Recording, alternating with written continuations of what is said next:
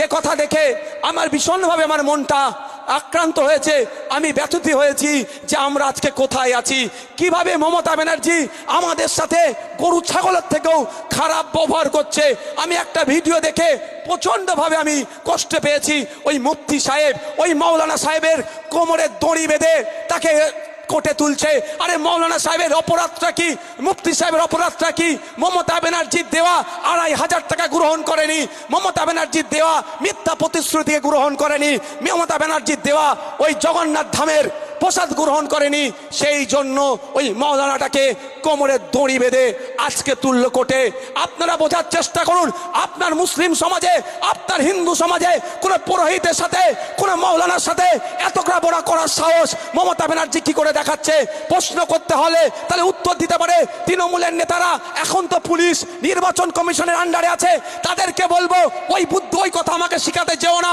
আমি রাষ্ট্রবিজ্ঞানের ছাত্র না হলেও আমি জানি কার আন্ডারে কখন থাকে আর কে কার জুতো চেটে চলে কোন পুলিশ, সেটা আমি ভালো করে জানি। শুনেন, আপনাদের বলে রাখি, খাতাই কলমে নির্বাচন কমিশনের আন্ডারে থাকলেও প্রত্যেকটা থানার ওসিআইসি আমার সাথে যদি চ্যালেঞ্জ করেন 90% ওসিআইসি সেই পুরাতন দলে যারা আছে, সরকার চালাচ্ছে, তাদের গুলামতি করছে, একথা বলে যাচ্ছি। কিন্তু আপনাদের জানতে হবে, ভাবতে হবে, এই মাওলানা সাহেব রাতে যখন শুয়েছিল এতটুকু পর্যন্ত সময় দেয়নি। ও একটা জামা পরবে, ভেতরে একটা গেঞ্জি পরিয়ে তার কোমরে দড়ি বেঁধে তাকে কোর্টে তুলছে। আমি বিশ্বাস করুন, আমি আর থাকতে পারিনি যে আমাদের নেতা কি হবে, আগামী দিন আমাদের হয়ে কথা কে বলবে? রোহিত বমুলাকে এরাই খুন করেছে, চুনি কোটালকে এরাই খুন করেছে, আর আজকে মাওলানাটাকে ওই রকম ভাবে মুফতিটাকে তুললো। পশ্চিম বাংলার এত মুসলমানদের নেতা কোথায় গেল? তাদের মুখে কথা নেই কেন? বিশ্বাস করুন, আমি মাথা ঠিক রাখতে পারছি না যে আজকে কোন জায়গায় দাঁড়িয়েছেন আপনারা। আপনারা আমাকে বিজেপির দালাল বলছেন, আর আজকের দিনে একটা মুফতি সাহেবকে কোমরে দড়ি বেঁধে কোটা তুলছে, আপনাদের মুখে কথা নাই। আর কবে আপনারা কথা বলবেন? বাবার সময় এসেছে, প্রতিনিধি তৈরি করুন, আপনারা কথা বলবে। বিকাশ স্যারকে বিধানসভায় পাঠান, তাপস দাকে পাঠান, শামসুর স্যারকে পাঠান, প্রিয়াঙ্কাকে পাঠান, ওই মীনাক্ষীদিকে পাঠান, আপনার হয়ে কথা বলবে। না হলে দিন আসছে আপনার মেয়েকে তুলে নিয়ে গিয়ে ধর্ষণ করবে, আপনার হয়ে কিন্তু কেউ কথা বলবে না। ভাবতে পেরেছেন কোন জায়গায় দাঁড়িয়েছি আমরা? আমার একটা মুফতি সাহেবকে প্রার্থীর গুলি মারো, ও প্রার্থী ওরকম হাজারো প্রার্থী এসে যাবে, হাজারো প্রার্থী এসে যাবে। প্রার্থী নিয়ে আমি একবারের জন্য ভাবি না। ওকে জেলে রেখেই নমিনেশন করে দেখিয়ে দেবো নওশাদ সিদ্দিকীর রাজনৈতিক ক্ষমতা কত আছে। ওকে আটকানো হচ্ছে, তো ওকে আটকানো হচ্ছে যাতে ও নমিনেশন না করতে পারে। কিন্তু আমি আপনাদের বলছি, ওকে জেলে রেখেই আমি নমিনেশন যদি না করাতে পারি, তখন বলবেন ভাইজান আপনার রাজনৈতিক ক্ষমতা কমে গেছে, আমি করে দেখিয়ে দেবো। কিন্তু আমার প্রশ্ন এটাই, আপনার হয়ে বলার লোক কোথায়? আজকে যে অন্যায়টা করলো, এটা কি ভালো ভেবে নেবেন আপনি? আপনারা বলুন, যা আপনারা আওয়াজ দিয়ে বলুন, আপনারা আজকে কোথায়?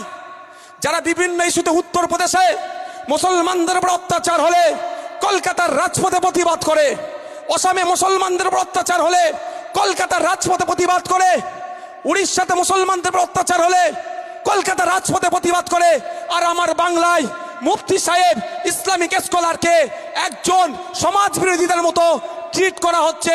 ভাই, ও তো আর হ্যাবিচুয়েট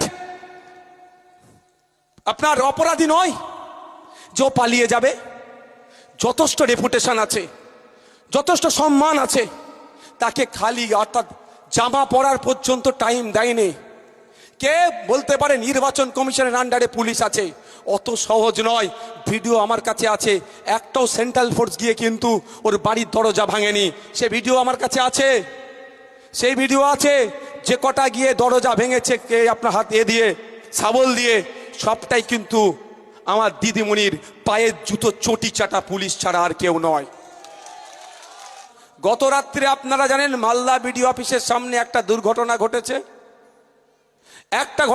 মালদা বিডিও অফিসের সামনে কিছু আতঙ্কিত মানুষ জড়ো হয়েছিল, শান্তিপূর্ণভাবে তারা প্রতিবাদ করছিল যে আমাদের অন্যায়ভাবে ভোটার লিস্ট থেকে ভোটকে ডিলিট করা হয়েছে, আমাদের নামকে ফিরিয়ে দিতে হবে। এই ডেমোক্রেটিক রাইট আছে, এই ডেমোক্রেসিতে প্রত্যেকের রাইট আছে। You have to right, you can protest. আপনার অধিকার আছে, আপনি প্রোটেস্ট করতে পারেন। দুর্ভাগ্য আমার কাছে ভিডিও আছে, বারবার মাইকে ওখানে আওয়াজ করায় বলা হয়েছে কেউ কারো প্ররোচনায় পা দেবেন না, শান্তিপূর্ণ অবস্থান বিক্ষোভ করুন। তাই ওখানে নারী পুরুষ নির্বিশেষে শান্তিপূর্ণ অবস্থান বিক্ষোভ করছিল। কিন্তু ওখানে তৃণমূল বিজেপির বাইনারি তৈরি করতে হবে, সারা রাজ্যে শীতলকুচির মতো আওয়াজ ছড়িয়ে দিতে হবে। বিজেপি তৃণমূল মিলে যেভাবে শীতলকুচিতে হিংসা তৈরি করে সারা রাজ্যের মানুষের ভোট চুরি করেছে, সে বকলমে ভোট চুরি করেছে, সেই ভোট চুরি করতে হবে। কারণ মানুষ এখন মাইন্ড সেট আপ করে নিয়েছে, যেখানে খাম চিহ্ন আছে খাম চিহ্নে ভোট দেবে, যেখানে কাস্তাতুরি তারা চিহ্ন আছে তথা বিজেপি তৃণমূলের বিরুদ্ধে সত্যিকারের অর্থে এই জোট লড়াই করছে, এই জোটকে ভোট দিতে হবে। তৃণমূলের ইন্টারনাল সার্ভে থেকে সেটা জানতে পারছে যে তারা সরকার গঠন করতে পারছে না, আর বিজেপি 70-এর বেশি আর উঠতে পারছে না। 77টাও সর্বোচ্চ হয়ে গেছিল, আর সেখানেও তারা অ্যাচিভ করতে পারছে না। দুটো দলই আতঙ্কিত, সেই জন্য সুকৌশলে হঠাৎ লাঠিচার্জ করতে শুরু করে দিল। লাঠিচার্জ করা শুধু নয়, এরকম অভিযোগ বিডিওর গাড়ি অনেক ওখানে আন্দোলনরত মানুষের বুকের ওপর দিয়ে শরীরের ওপর দিয়ে নিয়ে চলে গেল, একটা অপ্রীতিকর ঘটনা ঘটিয়ে দিল। কিন্তু তাতেও ক্ষান্ত হয়নি। ওখানে আমরা জোটের আইএসএফ এর খামচিহ্নের প্রার্থী আছে, একটু মনোযোগ সহকারে শুনবেন আমি কি বলতে চাইছি। একটু অনুরোধ করছি আপনাদের একটু শোনার চেষ্টা করবেন। এতক্ষণ যে কথা বলেছি স্যার তার হচ্ছে অ্যাকচুয়াল মূল্যায়নটা কি হবে সেটুকু আপনাদের বলার চেষ্টা করছি আমি। তাই ওখানে জোটের প্রার্থী আছে আমাদের মৌলানা মোহাম্মদ শাহজাহান আল কাদেরি আল আশরাফি, তিনি ওখানে কন্টেস্ট করছেন। রাতের অন্ধকারে রাত 2টা থেকে 2:30টা তার বাড়ির দরজায় পুলিশ গিয়ে অত্যাচার করে, পুলিশ গিয়ে শাবল দিয়ে দরজা ভেঙে তাকে তুলে নিয়ে তার 2 সন্তানকে টেনে হিঁচড়ে তুলে নিয়ে গিয়ে গ্রেফতার করেছে। কিন্তু আপনাদের জানিয়ে রাখি, যখন এই বিডিও অফিসের সামনে প্রোটেস্ট হচ্ছিল, বিডিওর গাড়ি যখন মানুষের বুকের ওপর দিয়ে চলে যাচ্ছিল, মানুষকে মেরে দেওয়ার চেষ্টা করছিল, মারা গেছে কি আমার কাছে এখনো তথ্য নয়, কিন্তু অ্যাটেম্প টু মার্ডার যখন হচ্ছিল সেই সময় ওই মৌলানা সাহেব, ওই মুফতি সাহেব, ওই ইসলামিক স্কলার এবং আইএসএফ এর প্রার্থী সেই সময় কিন্তু জলসা করছিলেন। রাত 2টোর সময় তাকে টেনে হিঁচড়ে তুলে নিয়ে গেল। আমার বলার বক্তব্য এটাই, আমি আজকে তখন পর্যন্ত আমি অত পাত্তা দিইনি, কারণ এতটুকু জানি রাজনীতির ময়দানে এসেছে, চোখে চোখ রেখে লড়ে নেব, তুমি ওকে জেলে রাখবে। আমরা হাজার হাজার লাখো লাখো মুফতি মাওলানা শাহজাহান আল কাদেরি আল আশরাফি হয়ে মানুষের কাছে ভোট চাইবো, ও জেলে থাকলেও ওকে জিতিয়ে আমরা আইনসভার মধ্যে পাঠাবো, এই কনফিডেন্স আমাদের আছে। তখনও পর্যন্ত কিন্তু মানসিকভাবে আমি বিধ্বস্ত হয়নি, একটু রেগেও যাইনি, কারণ আমি আইনি লড়াই করব। সাথে সাথে আমাদের বামের যে বন্ধু আছে মালদা জেলার, তাদেরকে ফোন করা হলো, তাদের আজকে নমিনেশন ছিল, নমিনেশন সেলে তারা কিছু ব্যস্ত ছিল এবং কিছু অ্যাডভোকেট প্রোভাইড করেছিলেন। আমরা কিছু অ্যাডভোকেট দিয়ে প্রায় 11-12 জনের অ্যাডভোকেটের টিমে আমরা যেন আইনি লড়াই করব, যা হবে আইনে বুঝে নেব। এখন পর্যন্ত ঠিক ছিল। তাহলে বলুন আপনারা, এখনো যদি মনে করেন যে এখনো নওশাদ সিদ্দিকীদের হাতকে শক্ত করা দরকার নয়, বিকাশ স্যারেদের হাতকে শক্ত করব না, আমি আপনাদের বলি, হ্যাঁ অস্বীকার করার জায়গা নয় যে বিগত যত সরকার গিয়েছে ক্রমশ শোষণ হয়েছে, কিন্তু একটুটুকু আপনি দেখাতে পারবেন না বিগত 34 বছরের সরকারে গিয়ে তারা এই ধরনের অন্যায় কাজ, একটা মুফতি সাহেবের কোমরে দড়ি বেঁধে তাকে কোটে তুলছে অন্যায়ভাবে, অতটুকুই অপরাধ যে মমতা ব্যানার্জির কাছে সে বশ্যতা স্বীকার করেনি। দেখাতে পারবেন আপনারা? বোন দেখাতে পারবেন? তাই আমি বলবো আপনাদের বোঝার টাইম এসেছে। আপনাদের হয়ে লড়াই করবে কে? আজকে চুনি কোটাল আজকে আত্মহত্যা করতে বাধ্য করেছিল কেন জানেন? ও আদিবাসী লোধা সবর জাতির মেয়ে, লোধা সবর জাতির মেয়ের সর্বপ্রথম তিনি গ্রাজুয়েশন পাস করেছিলেন, ওটাই অপরাধ হয়ে গেছে।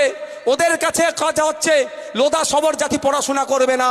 রোহিত ভেমুলাকে সুসাইড করতে বাধ্য করিয়েছিল কেন জানেন? রোহিত ভেমুলা পিছড়ে বর্গের, হায়দ্রাবাদের সেন্ট্রাল ইউনিভার্সিটিতে পিছড়ে বর্গের ছেলে পড়াশোনা করবে, ওরা সহ্য করতে পারেনি। তাই আজকের দিনে বলছি, আপনার হয়ে লড়াই করবে কে? আপনার বিপদের পাশে থাকবে কে? আপনার জন্য কথা বলবে কে? আপনার জন্য আইনি লড়াই করবে কে? আপনার জন্য আইনসভার মধ্যে কে কথা বলবে? আপনার হয়ে কে আওয়াজ তুলবে?